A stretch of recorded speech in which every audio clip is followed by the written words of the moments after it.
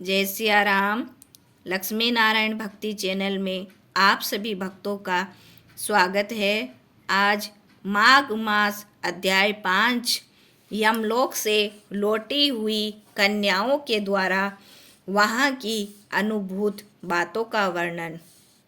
यह बहुत ही अच्छी कथा है, आप इसे पूरा सुने। राजा दिलीप ने पूछा, मुने, यमलोक से लौटकर आई हुई उन साध्वी कन्याओं ने अपनी माताओं और बंधुओं से वहाँ का वृत्तांत कैसा बतलाया? पापियों की यातना और पुण्यात्माओं की गति के संबंध में क्या कहा?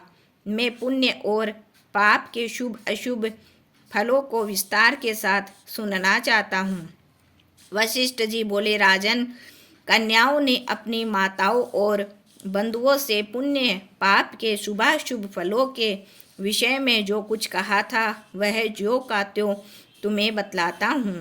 कन्याओं ने कहा, माताओं, यमलोक बड़ा ही घोर और भय उत्पन्न करने वाला है। वहाँ सर्वदा चारों प्रकार के जीवों को विवश होकर जाना पड़ता है। गर्भ में रहने वाले अथवा जन्म लेने वाले शिशु, बालक, तरुण, अधेड़, बूढ़े, स्त्री, पुरुष और नपुंसक, सभी तरह के जीवों को वहाँ जाना होता है। वहाँ चित्रगुप्त आदि समदर्शी एवं मध्यस्थ सत्पुरुष मिलकर देहधारियों के शुभ और अशुभ फल का विचार करते हैं। इस लोक में जो शुभ कर्म करने वाले कोमल हृदय तथा दयालु पुरुष है, वे सौम्य मार्ग से यमलोक में जाते हैं। नाना प्रकार के दान और व्रतों में संलग्न रहने वाले स्त्री पुरुषों से सूर्य नंदन यम की नगरी भरी है।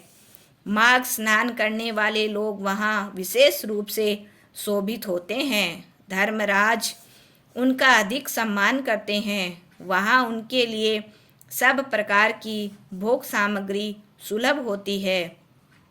माघ स्नान में मन लगाने वाले लोगों के सैकड़ों हजारों विचित्र विचित्र विमान वहाँ शोभा पाते हैं। इन पुण्यात्मा जीवों को विमान पर बैठकर आते देख सूर्य नंदन यम अपने आसन से उठकर खड़े हो जाते हैं और अपने पार्षदों के साथ जाकर उन सब की अगवानी करते हैं। फिर स्वागत पूर्वक आसन दे पाद्य अर्घ आदि निवेदन कर प्रिय वचनों में कहते हैं, आप लोग अपने आत्मा का कल्याण करने वाले महात्मा है, एत एवं धन्य हैं, क्योंकि आपने दिव्य सुख की प्राप्ति के लिए पुण्य का उपार्जन किया है। अतः आप इस विमान पर बैठकर स्वर्ग को जाइए। स्वर्ग लोग की कहीं तुलना नहीं है। वह सब प्रकार के दिव्य भोगों से परिपूर्ण है। इस प्रकार उनकी अनुमति ले पुण्यात्मा पुरुष स्वर्ग लोक में जाते हैं। माताओं तथा बंधुजन, अब हम वहाँ के पापी जीवों के कष्ट का वर्णन करती है। आप सब लोग धैर्य धारण करके सुने।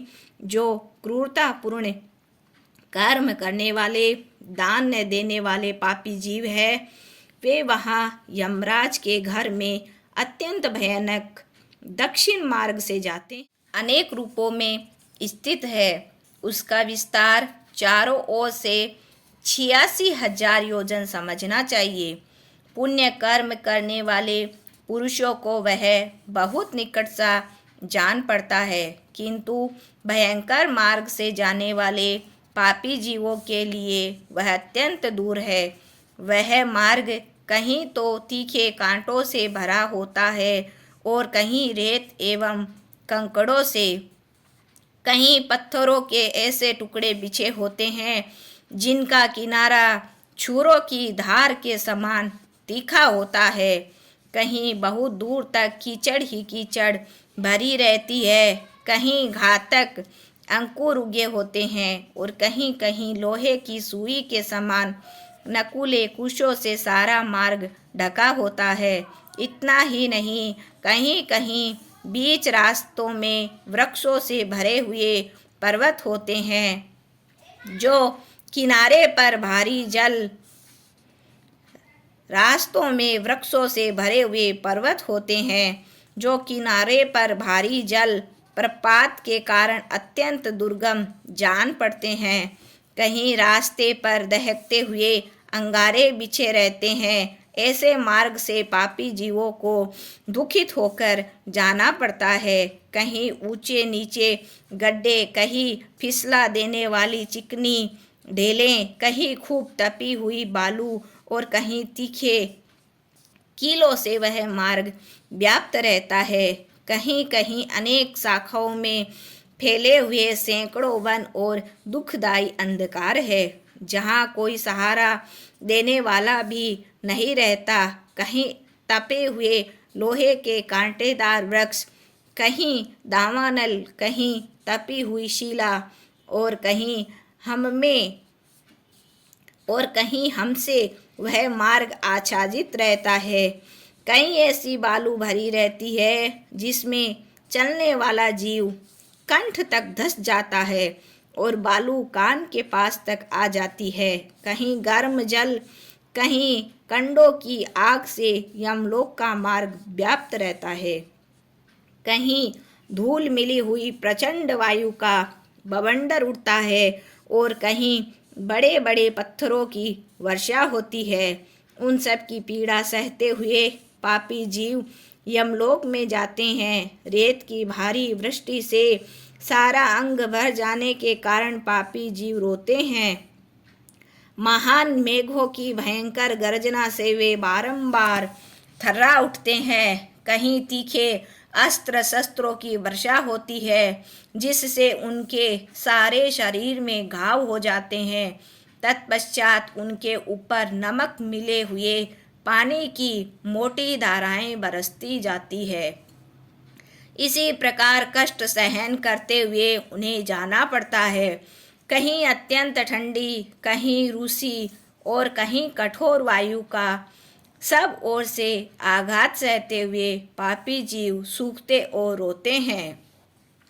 इसी प्रकार वह मार्ग बड़ा ही भयंकर है। वहाँ राह खर्च नहीं मिलता, कोई सहारा देने वाला नहीं रहता।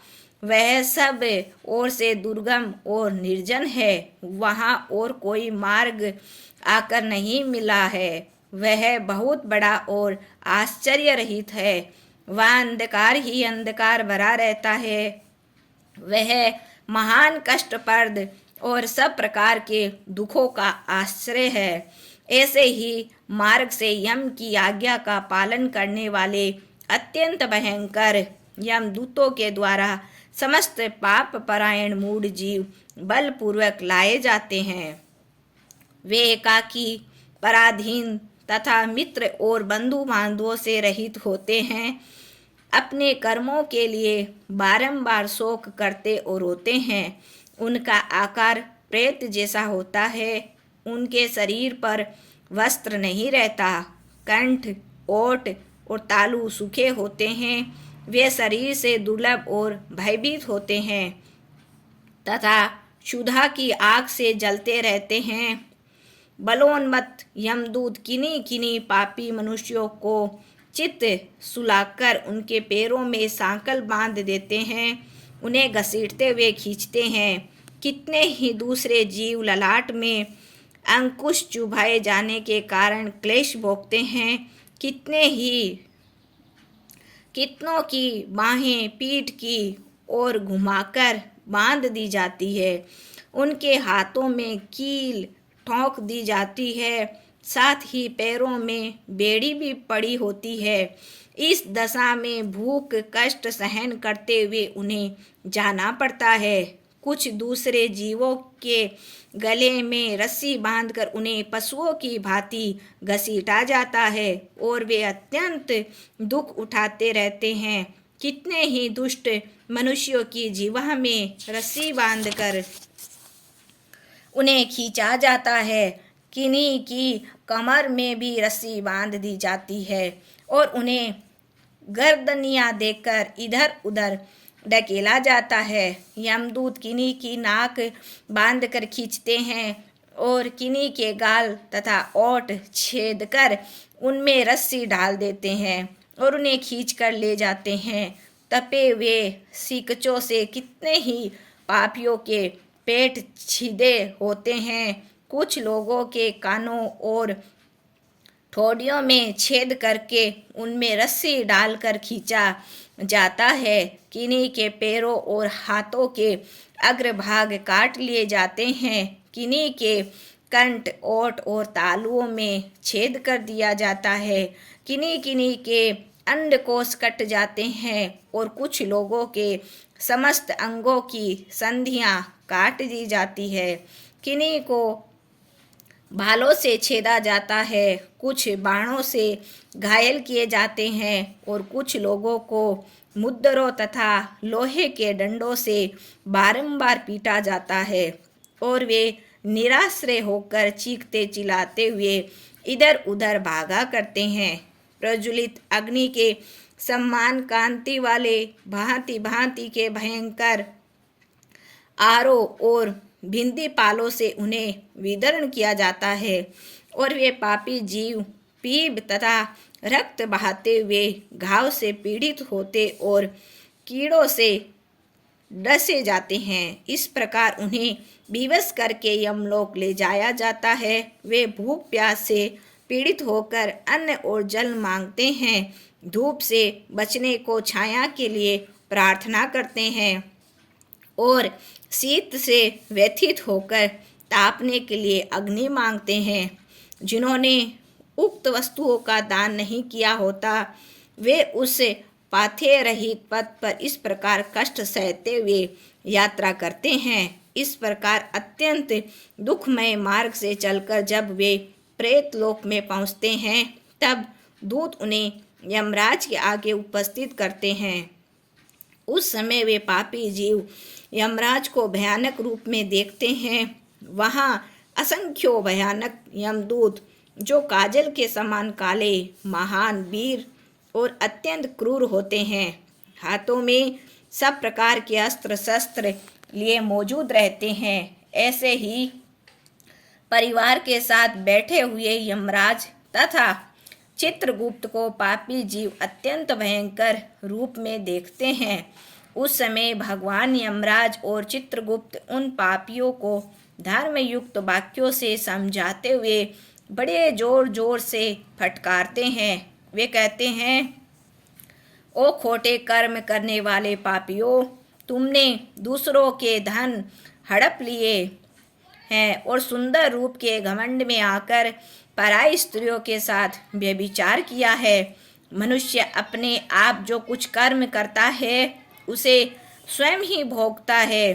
फिर तुमने अपने ही भोगने के लिए पाप कर्म क्यों किया और अब अपने कर्मों की आग में जलकर इस समय तुम लोग संतप्त क्यों हो रहे हैं? भोगो अपने उन कर्मों को, इसमें दूसरे किसी का दोष नहीं है। ये राजा लोग भी अपने भयंकर कर्मों से प्रेरित हो मेरे पास आए हैं। इन्हें अपनी खोटी बुद्धि और बल का बड़ा घमंड है। अरे ओ दुराचारी राजाओं, तुम लोग प्रजा का सर्वनाश करने वाले हो। अरे थोड़े समय तक रहने वाले राज्य के लिए तुमने पाप क्यों किया? राज्य के लोभ में पड़कर मोहवश बलपूर्वक अन्याय से जो तुमने प्रजाजनों को दंड दिया है, इस समय उसका फल भोगो। कहाँ है वह राज्य? कहाँ गई वह रानी जिसके लिए तुमने पाप कर्म किया था?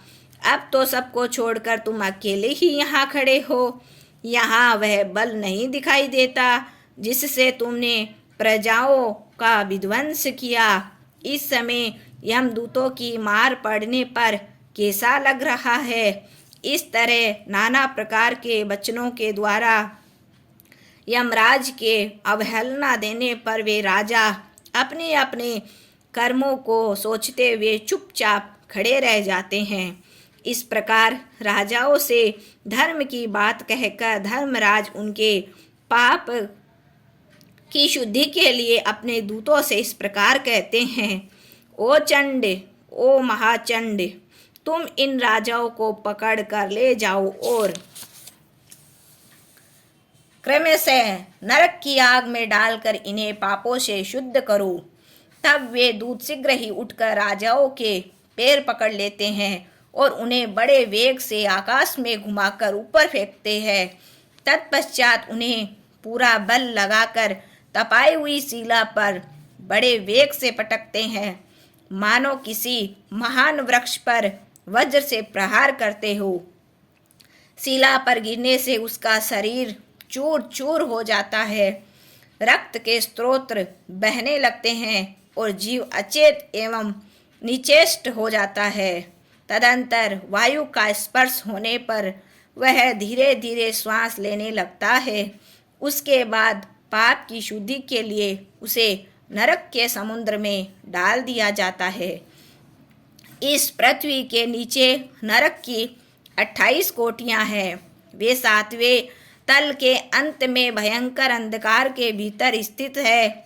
उनमें पहली कोटि का नाम घोरा है, उसके नीचे सुघोरा की स्थिति है, तीसरी अति घोरा, चौथी महाघोरा और 5वीं कोटि घोर रूपा है। छठी का नाम तरल तारा, 7वीं का भयानका, 8वीं का कालरात्रि और 9वीं का भयोत्कट है। उसके नीचे 10वीं कोटि चंडा है, उसके भी नीचे महाचंडा, 12वीं का नाम चंड कोलाहला है। उसके बाद प्रचंडा, नरनायिका, कराला, विकराला और वज्रा है।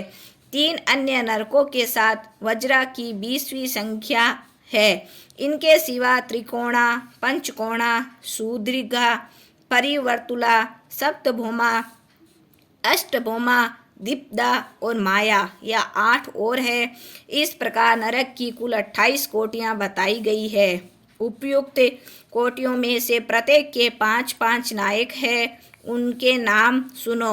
उनमें पहला नाम रौरव, जहाँ देहधारी जीव रोते हैं। दूसरा महारौरव, जिसकी पीड़ाओं से बड़े बड़े जीव भी रो देते हैं। तीसरा तुम, चौथा शीत और 5वां उष्ण है। ये प्रथम कोटि के 5 नायक माने गए हैं।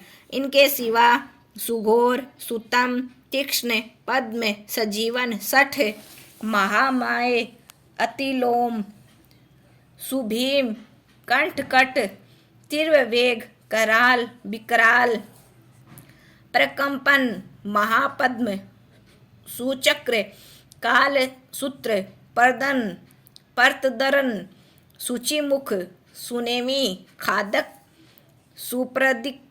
सुप्रदीपक, कुंभिपाक, सुपाक, अति दारुण कूप, अंगाराशि, भवन, असक, पयुहद, वीरामय, तुंड, शकुनी, महासंवर्तक, क्रतु, तप्त जतु, पंकलेप, पुंतिमांस, ध्रुव, त्रपु, उच्चवांस, निरुच्छ्वास, सुदीर्घ, कुट, सालमनी, दुरिश्य, सुमहानाद, प्रभाव, सुप्रभावन, ऋक्ष, मेष, वृष, शल्य, सिंहासन, व्रज्ञानन, मृगानन, शुक्रानन, शानन, महिषानन, ब्रकानन, मेश्वरानन, ग्राह, कुंभीर, नरक, सर्प, क्रूम, वायस, गंध्र, उल्लूक, जल्लुका, शार्दूल, कपि, कर्कट, गंड, पुतिवक्त्र, रत्राक्ष, पुतिमृतिक, कणा, धूम, तुषाग्री, कृमि, निचय, अप्रेम, अप्रतिष्ठ, रुधित, राद्र, भोजन, लालाभक्ष, आत्मभक्ष, सर्वभक्ष, सुदारुण, संकष्ट, सुविशाल, सुकट, कठ, पुरीस, कटाह, कष्टदायिनी, बेतरणी नदी, सुतप्त, लोहशंक, अशंक, प्रपूर्ण, घोर, अस्ति तालवन, अस्थिभंग, प्रपीड़क, नीलयंत्र, अतसीयंत्र, इक्षुयंत्र, कूट, अंश प्रवर्धन, महाचूर्णी,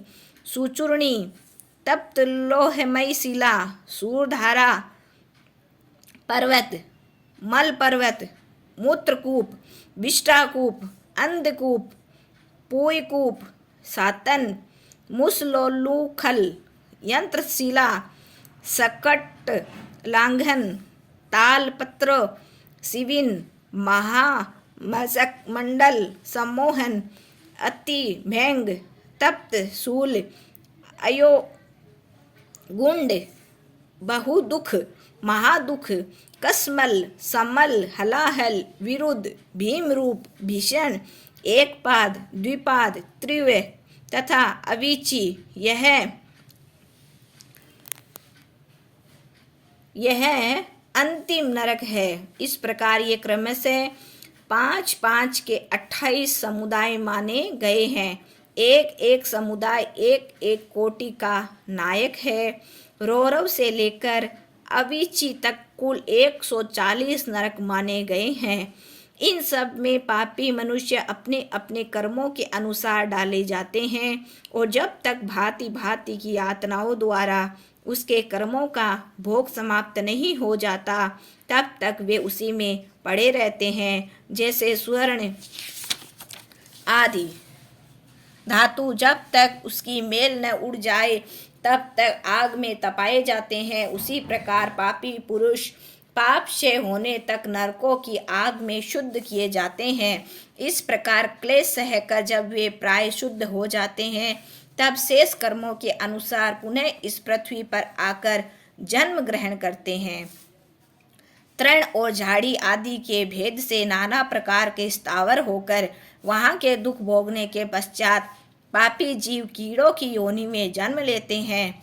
फिर कीट योनि से निकलकर क्रमशः पक्षी होते हैं। पक्षी रूप से कष्ट भोग कर मृग योनि में उत्पन्न होते हैं। वहाँ के दुख भोग कर अन्य पशु योनि में जन्म लेते हैं। फिर प्राय क्रमशः गो योनि में आकर मरने के पश्चात मनुष्य होते हैं। गौ माता का जन्म अंतिम जन्म होता है, उसके पश्चात मनुष्य जन्म मिलता है गौ माता को। माताओं हमने यमलोक में इतना ही देखा है। वहाँ पापी को बड़ी भयानक यातनाएं होती है। वहाँ ऐसे ऐसे नरक है जो न कभी देखे गए हैं और न कभी सुने गए थे। वह सब हम लोग न तो जान सकती है न ही देख सकती है। माताएं बोली, बस बस इतना ही बहुत हुआ, अब रहने दो। इन नरक यातनाओं को सुनकर हमारे सारे अंग शिथिल हो गए हैं, हृदय में भय छा गया है। बारंबार उसकी याद आ जाने से हमारा मन शुद्ध बुद्ध खो बैठता है। आंतरिक भय के उद्रेक से हम लोग के शरीर में रोमांच हो आया है। कन्याओं ने कहा, माताओं, इस परम पवित्र भारत वर्ष में जो हमें जन्म मिला है यह अत्यंत दुर्लभ है। इसमें भी हजार हजार जन्म लेने के बाद पुण्य राशि के संचय से कदाचित कभी जीव मनुष्य योनि में जन्म पाता है। परंतु जो माघ स्नान में तत्पर रहने वाले हैं उनके लिए कुछ भी दुर्लभ नहीं है। उन्हें यहाँ ही परम मोक्ष मिल जाता है और पर्याप्त भोग सामग्री भी सुलभ होती है। भारतवर्ष को कर्म भूमि कहा गया है।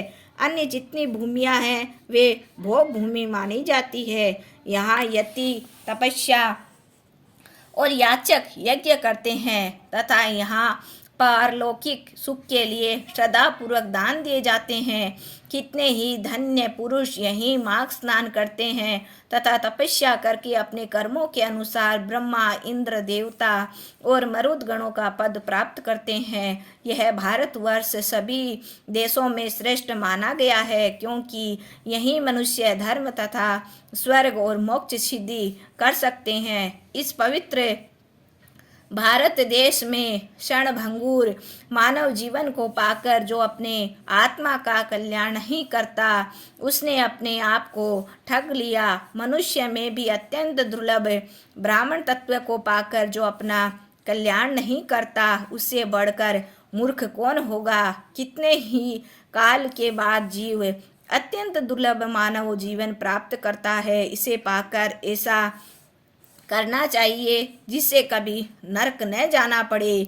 देवता लोग भी यह अभिलाषा करते हैं कि हम लोग कब भारतवर्ष में जन्म लेकर माघ मास में प्रातःकाल किसी नदी या सरोवर के जल में गोता लगाएंगे। देवता यह गीत गाते हैं कि जो लोग देवतत्व के पश्चात स्वर्ग और मोक्ष की प्राप्ति के मार्गभूत भारतवर्ष के भूभाग में मनुष्य जन्म धारण करते हैं, वे धन्य हैं। हम नहीं जानते कि स्वर्ग की प्राप्ति कराने वाले अपने पुण्य कर्म के क्षीण होने पर किस देश में हमें पुनः देह धारण करना होगा। जो भारतवर्ष में जन्म लेकर सब इंद्रियों से युक्त है, किसी भी इंद्रिय से ही नहीं है, वे ही मनुष्य धन्य हैं। अतः माताओं, तुम भय मत करो, आदर पूर्वक धर्म का अनुष्ठान करो। जिसके पास दान रूपी राह खर्च होता है, वे यमलोक के मार्ग पर सुख से जाते हैं, अन्यथा उसे पाथेय रहित पथ पर जीव को क्लेश भोगना पड़ता है। ऐसा जानकर मनुष्य पुण्य करे, पाप छोड़ दे। पुण्य से देवतत्व की प्राप्ति होती है और अधर्म से नरक गिरना पड़ता है। जो किंचित भी देवेश्वर भगवान श्री हरि की शरण में गए हैं, वे भयंकर यमलोक का दर्शन नहीं करते। बांधवों, यदि तुम लोग संसार बंधन से छुटकारा पाना चाहते हो तो सच्चिदानंद स्वरूप परम देव श्री नारायण की आराधना करो। यह चराचर जगत आप लोगों की भावना संकल्प से ही निर्मित है। इसे बिजली की तरह चंचल क्षणभंगुर समझकर श्री जनार्दन का पूजन करो। अहंकार विद्युत की रेखा के समान व्यर्थ है, इसे कभी पास न आने दो। शरीर मृत्यु से जुड़ा हुआ है, जीवन भी चंचल है। धन राजा आदि से प्राप्त होने वाली बाधाओं से परिपूर्ण है तथा संपत्तियां क्षणभंगुर है। माताओं, क्या तुम नहीं जानती, आधी आयु तो नींद में चली जाती है, कुछ आयु भोजन आदि में समाप्त हो जाती है, कुछ बालकपन में, कुछ बुढ़ापे में और कुछ विषय भोगों के सेवन में ही बीत जाती है। फिर कितनी आयु लेकर तुम धर्म करोगी। बचपन और बुढ़ापे में तो भगवान के पूजन का अवसर प्राप्त नहीं होता। अतः इसी अवस्था में अहंकार शून्य होकर धर्म करो। संसार रूपी भयंकर गड्ढे में गिरकर नष्ट न हो जाओ।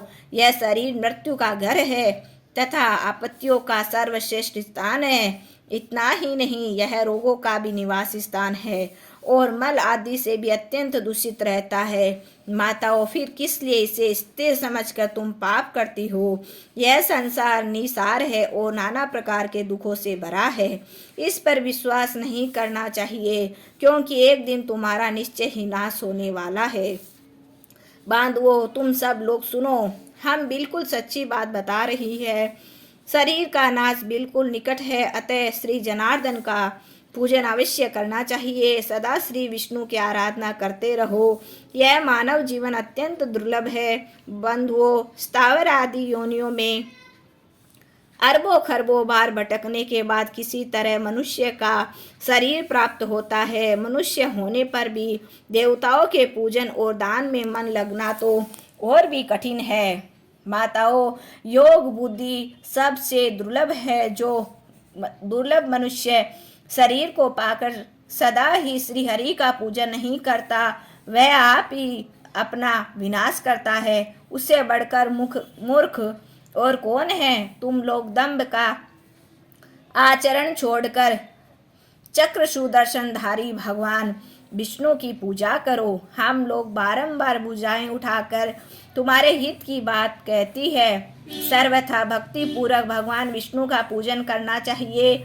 मनुष्यों के साथ ईर्ष्या का भाव छोड़ देना चाहिए। सबके धारण करने वाले जगदीश्वर भगवान अच्युतम की आराधना किए बिना संसार सागर में डूबे हुए तुम सब लोग कैसे पार हो जाओगे। माताओं, अधिक कहने की कोई आवश्यकता नहीं, हमारी यह बात सुनो। जो प्रतिदिन तन्मय होकर भगवान गोविंद के गुणों का गान तथा नामों का संकीर्तन सुनते हैं, उन्हें वेदों से, तपस्या से, शास्त्रोक्त दक्षिणा वाली यज्ञों से, पुत्र और स्त्रियों से, संसार के कृतों से तथा घर खेत और बंधु बांधुओं से क्या लेना है। इसीलिए तुम लोग भय छोड़कर श्री केशव की आराधना करो। सालग्राम शिला निर्मल एवं शुद्ध चरणामृत पियो तथा भगवान विष्णु के दिन एकादशी का उपवास किया करो। जब सूर्य मकर राशि पर स्थित हो उस समय प्रतिदिन प्रातः काल स्नान करो। साथ ही पति की सेवा में लगी रहो। नरक का भय तो तुम्हें दूर से ही छोड़ देना चाहिए, क्योंकि सब पापों का नाश करने वाली परम पवित्र एकादशी तिथि प्रत्येक पक्ष में आती है। फिर तुम्हें नरक से भय क्यों हो रहा है। घर से बाहर के जल में स्नान करने से पुण्य प्रदान करने वाला माघ मास भी प्रतिवर्ष आया करता है। फिर तुम्हें नरक से भय क्यों होता है। वशिष्ठ जी कहते हैं, राजन, वे कन्याएं अपनी माताओं से इस प्रकार कहकर पुनः माघ स्नान, उपवास आदि व्रत। बोले श्री कृष्णचंद्र भगवान की जय। माघ मास की जय। यह कथा थोड़ी लंबी थी परंतु बहुत अच्छी थी। जय श्रीमन नारायण, जय श्रीमन नारायण।